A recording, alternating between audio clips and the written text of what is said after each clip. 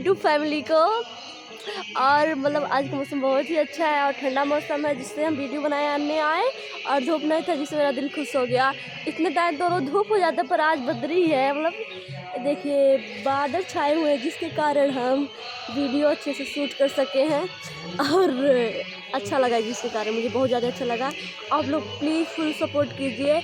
और दोस्तों ये मेरा है गाँव, आप लोग देख सकते हो वहाँ पर कोई झाड़ू लगा रहा है। अभी तो गांव का ऐसा ही नज़ारा है। अब पूरा चारों ओर ग्रीन ग्रीन गांव में हो चुका है, क्योंकि आप देख सकते हो इतना अच्छा लग रहा है।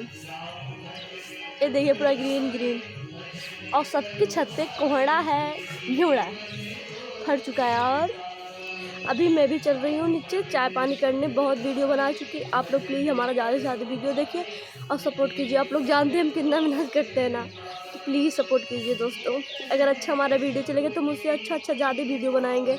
अगर नहीं चलता तो मन उदास हो जाता है। प्लीज़ आप लोग ज़्यादा से सपोर्ट कीजिए।